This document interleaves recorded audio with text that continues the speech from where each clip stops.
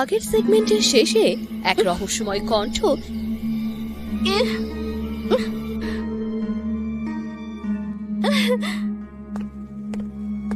এলিসিয়াকে 9 লেজযুক্ত ডালিয়ার পুরনো বাসস্থানে ডেকে পাঠায়।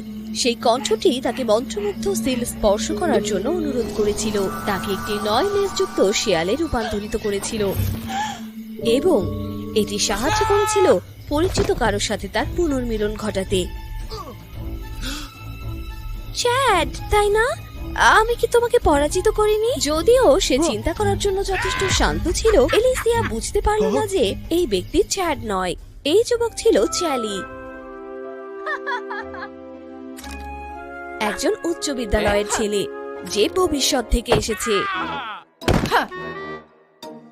এক অদ্ভুত জাদু এই কিশোর ছেলেটিকে অতীতে টেনে নিয়ে গেছে।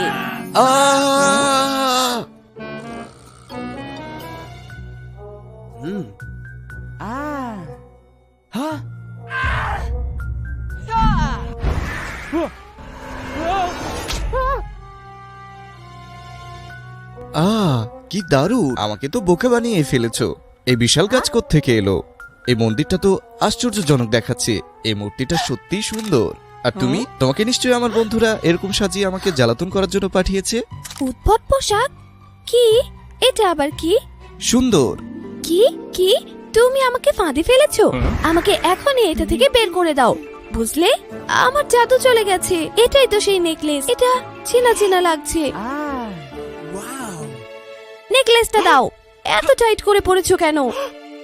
আমি জানি না এই নেকলেস কোত্থেকে আসলো। তুমি যদি এটা পছন্দ করো আমি তোমাকে এটা দিতে পারি, কিন্তু আমি কেন এটা খুলতে পারছি না? ঠিক আছে, একটু দেখি তো নেকলেস খোলার কোনো নির্দেশনা আছে কি। হয়তো সে আসল চ্যাড নয়। তাহলে কেউ আসছে। মিস, এখানে ওয়াইফাই কোথায়?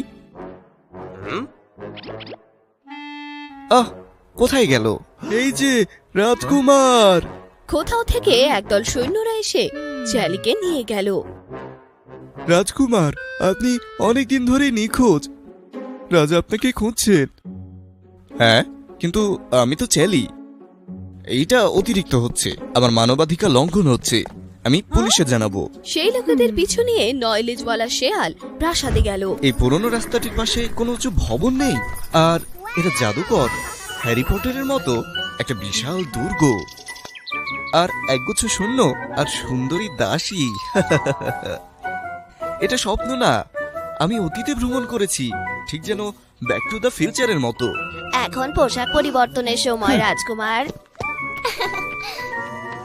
চ্যালি হতবাক হলো, আর এই তার হঠাৎ সময় ভ্রমণে সে আর শান্ত থাকতে পারল না।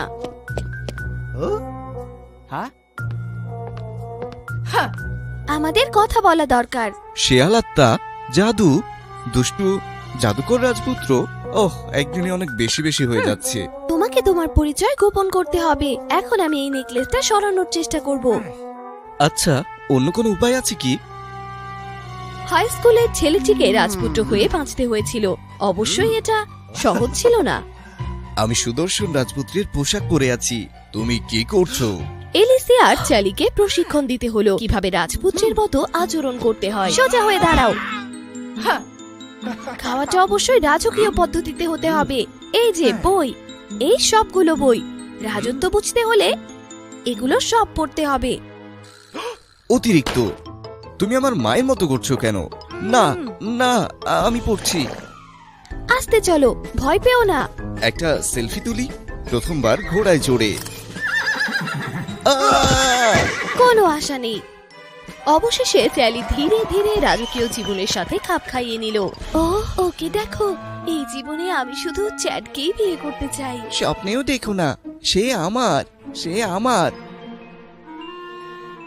সে আমার, সে আমার, আমার।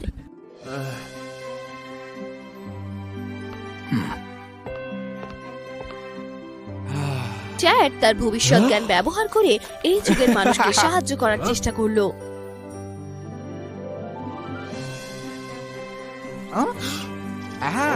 এটা তো একটা জাদুকরী ঘটনা। তুমি সত্যি বড় হয়ে গেছো চ্যাড। ও, সেও ভদ্র। একটা 9 লেজ যুক্ত শেয়াল।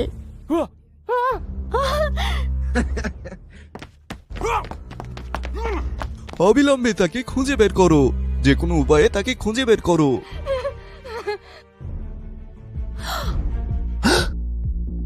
এই যে এভাবে।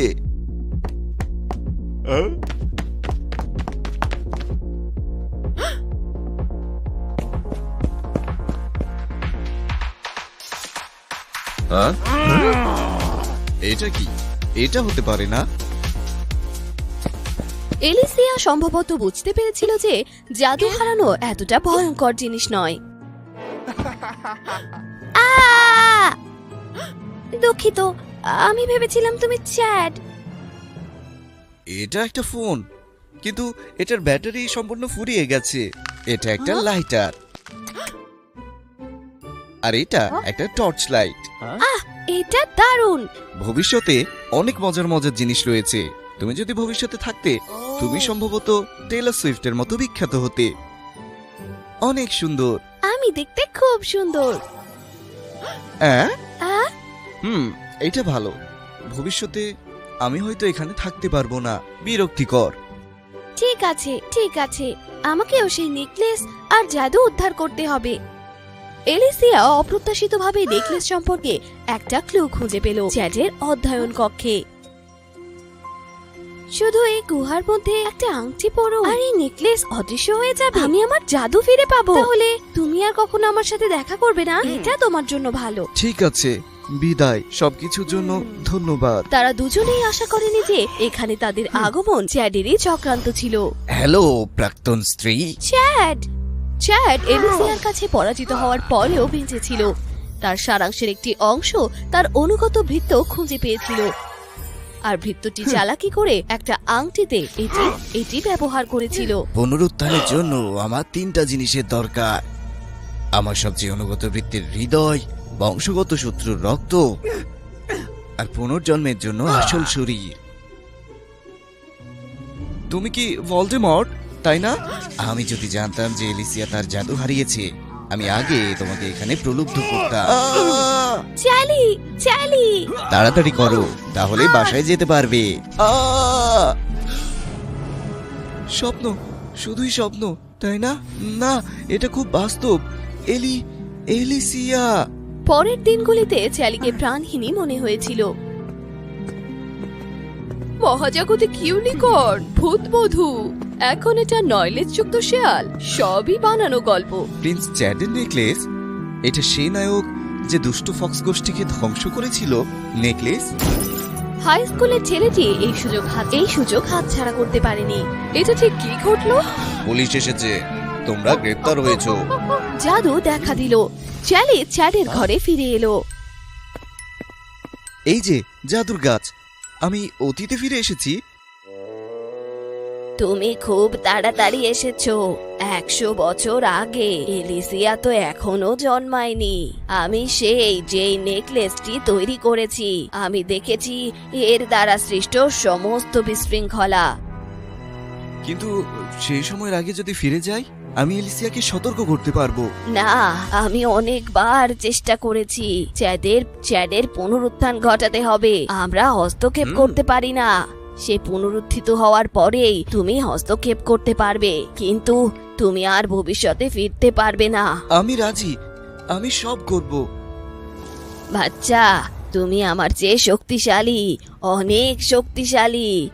এলিসিয়াকে খোঁজো, কিন্তু হস্তক্ষেপ করো না। আমি বিশ্বাস করি তুমি তাকে বাঁচাবে, আমার বাচ্চা। সেই দিন থেকে চ্যালি নীরবে এলিসিয়ার জীবনের সমস্ত ঘটনা পর্যবেক্ষণ করছে।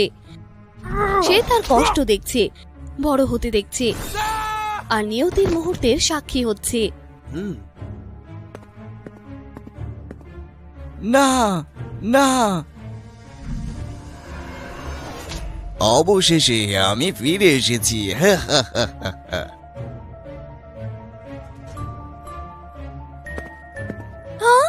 তুমি কি আমার জন্য অনেকক্ষণ অপেক্ষা করেছিলে? চ্যালি, ও এটা কি সত্যি তুমি? না, কোনোভাবেই না। একটা ভয়ানক যুদ্ধ শুরু হয়েছে।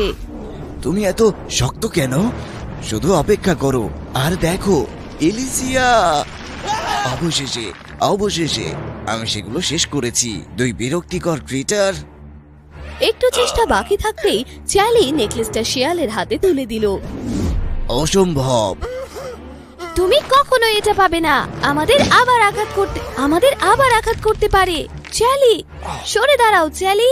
আমি পারবো না, তোমার যেহেতু নয়লেজ আছে তাহলে তুমি হবে পরবর্তী গ্রামের প্রধান। আমার দরকার নেই, আমি তোমাকে ভালোবাসি, আমাকে ছেড়ে যেও না। আমিও তোমাকে ভালোবাসি, আমি তোমাকে প্রথম থেকেই ভালোবাসতাম। গ্রামের প্রধান, ক্ষমতা, আমার এগুলোর দরকার নেই। আটটি শিয়ালের লেজের জাদু এত শক্তিশালী ছিল, এটি যে কোনো মৃত কাউকে ফিরিয়ে আনতে পারে।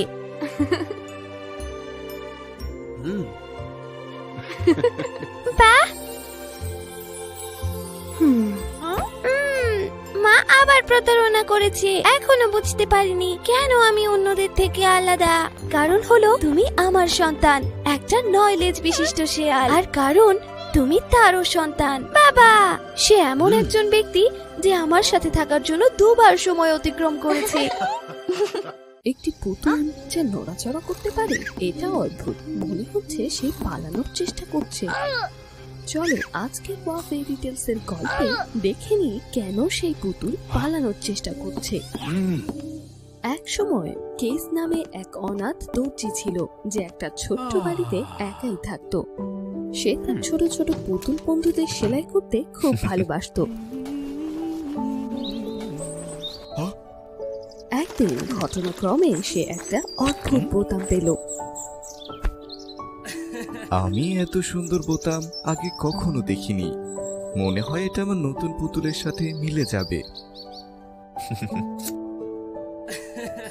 বাহ, যেমনটি আশা করেছিলাম ঠিক তেমনই। দেখো, এই মেয়ে তোমাকে খুব সুন্দর দেখাচ্ছে। সেই রাতে কেস হঠাৎ জানালা থেকে একটা শব্দ শুনতে পেল। সে চারপাশে তাকালো আর বুঝতে পারলো যে সে বিকেলে যে পুতুলটি বানিয়েছিল সেটি নড়াচড়া করছে। তুমি কে? কেসের কথা শুনে পুতুলটি অচল হওয়ার ভান করছিল। আমি তোমাকে নড়াচড়া করতে দেখেছি, তুমি কথা না বললে আমি তোমাকে চুলায় ফেলে দেব। দয়া করে এমনটা করবেন না, আমি বলছি আমি চন্দ্রা, জাদুর রাজ্যের রাজকন্যা। জাদুর রাজ্য? আমি তো আগে শুনিনি এটা। জাদুর রাজ্য একটা জাদুর ডাল দ্বারা আবৃত আছে, তাই মানুষ এটাকে দেখতে পায় না। সেখানের মানুষগুলো কি সব বোতাম দিয়ে তৈরি, আর তারা তাদের আত্মাকে পুতুলের কাছে পাঠায় নাকি? অবশ্যই তেমনটা না। আমি এভাবে আছি কারণ আমি শুধু স্বৈরাচারী ধর্মগুরুর হাত থেকে বাঁচতে চেয়েছিলাম। আমার রাজ্যে 18 বছর বয়স হওয়া সত্ত্বেও যদি কেউ তার অস্ত্র খুঁজে না পায় তবে তাকে নরকে যেতে হয়। তাহলে তুমি খুঁজে পাওনি আর তাই পালানোর সিদ্ধান্ত নিয়েছো?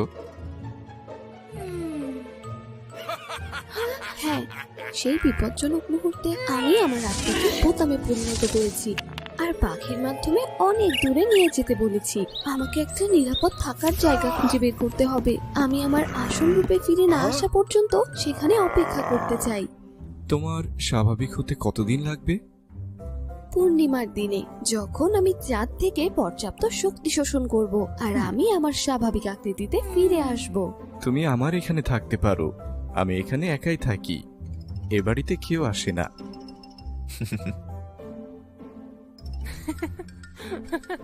তারপর চন্দ্রা দয়ালু দর্জির বাড়িতে থাকতে রাজি হলো। সে তার সাথে খুব ভালো ব্যবহার করছিল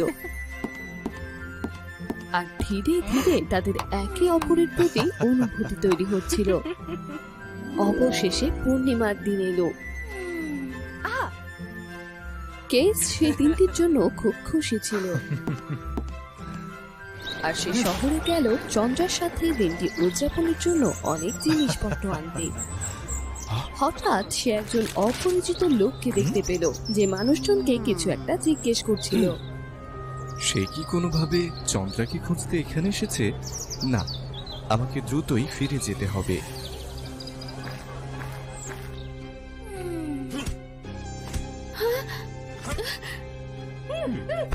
বাড়িতে পৌঁছেই সে সাবধানে চন্দ্রাকে দূরে লুকিয়ে রাখলো। কি হয়েছে? দয়া করে কিছুক্ষণ এখানে থাকো, যাই ঘটুক না কেন কোনো কথা বলবে না। কিন্তু কেন? চন্দ্রার প্রশ্নের জবাবে কেস শুধুই হাসলো, তারপর সে দ্রুত চলে গেল। কিছুক্ষণ পর চন্দ্রা চ্যাপলিনের কণ্ঠ শুনতে পেল। দ্রুতই চন্দ্রাকে এখানে নিয়ে এসো। চ্যাপলিনের কণ্ঠস্বর। অবশেষে সে আমাকে এখানেও খুঁজে বের করলো। আমি জানি না আপনি কার কথা জিজ্ঞেস করছেন। একজন লোক তোমাকে একটা অদ্ভুত পুতুলের সাথে কথা বলতে দেখেছে, সেটা আমাকে দাও। যদি না দাও তবে তোমার ক্ষতি করার জন্য আমাকে দোষ দিও না। আমি চন্দ্রাকে অন্য জায়গায় লুকিয়ে রেখেছি, তুমি কখনোই তাকে খুঁজে পাবে না।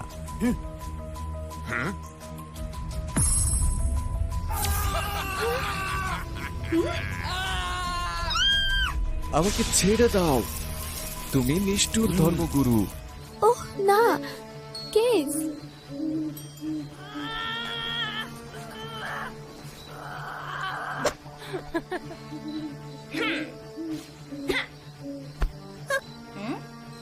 সেই মুহূর্তে আকাশে পূর্ণ চাঁদ দেখা দিল আর মাটির সমস্ত কিছুকে আলোকিত করলো।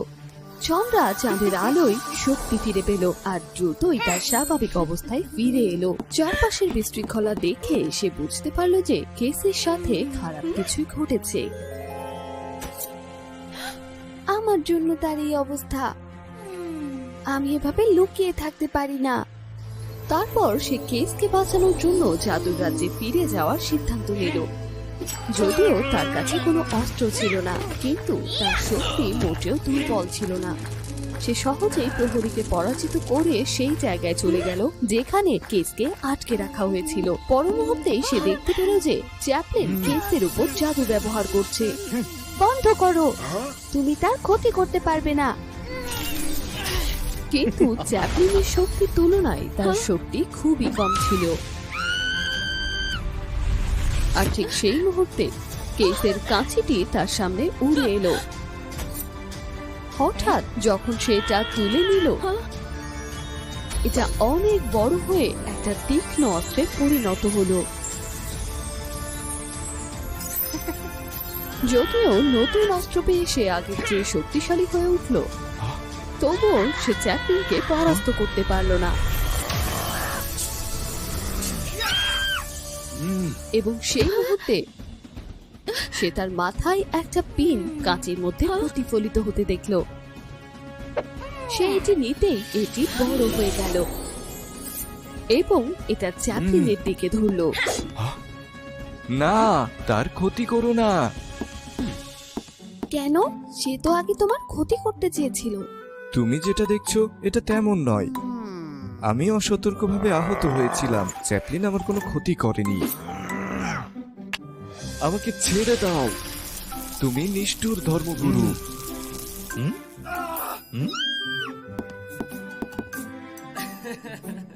সেই সময় সে আমার ক্ষত সারানোর চেষ্টা করছিল। তাহলে সে তোমাকে এভাবে আটকে রেখেছে কেন? আমি যদি তা না করতাম তুমি কি এখানে ফিরে আসতে? আর আমি তাকে আটকে রেখেছি কারণ আমি চাই না সে আমার ঘর এলোমেলো করুক। এরপর আমি তাকে সবকিছু বুঝিয়ে বললাম। কিন্তু তোমাকে এসব কেন করতে হলো? এটা কি তোমাকে অস্ত্র খুঁজে পেতে সাহায্য করেনি? হ্যাঁ, আমি অস্ত্র পেয়েছি। অবশেষে আমি এটা পেয়েছি। ধন্যবাদ। তাহলে আমাকে আর নরকে যেতে হবে না, তাই না? অবশ্যই তোমাকে যেতে হবে না, কিন্তু তোমাকে আমার নির্দেশনা অনুযায়ী চর্চা করতে হবে। তুমি এমনটা বলতে পারো না। তাহলে এটা সে স্কুলে যাওয়ার থেকে আলাদা কি হলো? ধন্যবাদ দয়ালু দর্জি, আমি তোমাকে বিরক্ত করার জন্য দুঃখিত। তোমাকে নিরাপদে বাড়িতে পৌঁছে দেব। হঠাৎ চন্দ্রার মাথায় একটা বুদ্ধি এলো। আপনি কি দয়া করে তাকে এখানে থাকতে দিতে পারেন? আমার মনে হচ্ছে আমি এটা করতে পারবো না। দয়া করুন, সে আমাকে সাহায্য করেছে। তাছাড়া সে সেলাইয়ে খুব দক্ষ। এই রাজ্যে আমার প্রয়োজন মেটাতে পারে এমন কোনো দর্জি নেই। ঠিক আছে, তবে একটা শর্তে, ওকে এখানে সমস্ত নিয়ম মেনে চলতে হবে। হ্যাঁ অবশ্যই, আপনাকে অনেক ধন্যবাদ। ধন্যবাদ। এরপর তারা চিরকাল সুখেই থাকলো।